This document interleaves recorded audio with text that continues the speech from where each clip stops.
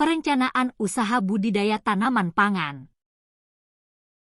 Usaha budidaya tanaman adalah serangkaian kegiatan pengembangan dan pemanfaatan sumber daya alam nabati melalui upaya manusia yang dengan modal, teknologi, dan sumber daya lainnya menghasilkan barang guna memenuhi kebutuhan manusia secara lebih baik. Tujuan diselenggarakannya usaha budidaya tanaman, diantaranya 1. Mewujudkan kedaulatan dan ketahanan pangan. 2. Menyediakan kebutuhan bahan baku industri. 3. Meningkatkan pemberdayaan, pendapatan, dan kesejahteraan petani.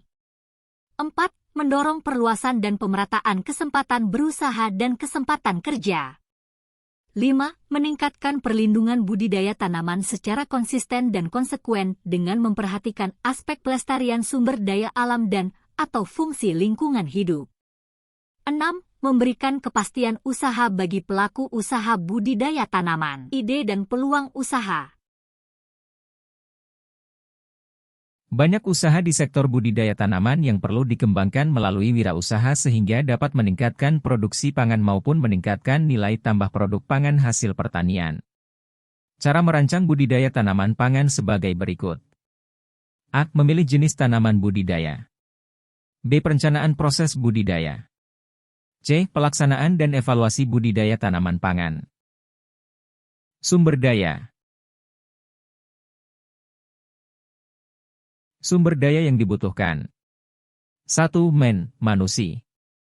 Setiap orang yang terlibat dalam proses bisnis. Dibutuhkan SDM yang tepat untuk menjadi kunci berjalannya suatu bisnis agar mencapai tujuan usaha.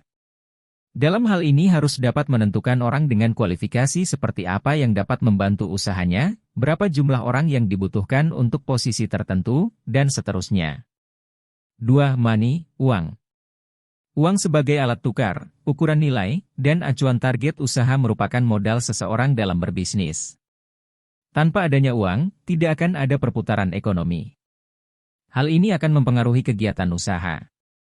Maka, harus memperhitungkan berapa kira-kira modal yang dibutuhkan untuk memulai bisnis, dari mana saja. Akan mendapat modal untuk usahanya, serta keuntungan yang kira-kira bisa ia peroleh dalam kurun waktu 1 bulan hingga 1 tahun untuk tutup modal, misalnya. 3. Material, bahan baku. Indonesia dengan kekayaan sumber daya yang melimpah menyimpan berbagai jenis material, dibagi ke bahan mentah, setengah jadi, dan bahan jadi. Material atau bahan baku merupakan bahan produksi yang nantinya akan menghasilkan produk bisnis kamu. Kualitas bahan baku dan cara pengolahan yang tepat akan menentukan apakah produk kamu dapat bersaing di pasar. 4. Mesin. Mesin sebagai alat bantu produksi dapat menentukan seberapa efektif proses bisnis kamu nantinya. Perkembangan teknologi setiap tahunnya kini menawarkan mesin-mesin yang semakin canggih. Tak jarang kebutuhan mesin dan sumber daya manusia saling bersinggungan. Kamu harus bijak dalam menentukan prioritas. 5. Metode. 3 aspek penting yang harus diperhatikan dalam pembuatan metode adalah biaya, waktu produksi, dan sumber daya manusia. Pengaturan metode kerja akan membantu kamu menemukan cara kerja yang efektif sehingga menghindari salah perhitungan, kegagalan atau hambatan produksi, dan mengatur kesejahteraan sumber daya manusia. 6. Pasar. Semua transaksi terjadi di pasar, menentukan pasar dari bisnis kamu berkaitan erat dengan modal yang akan kamu keluarkan.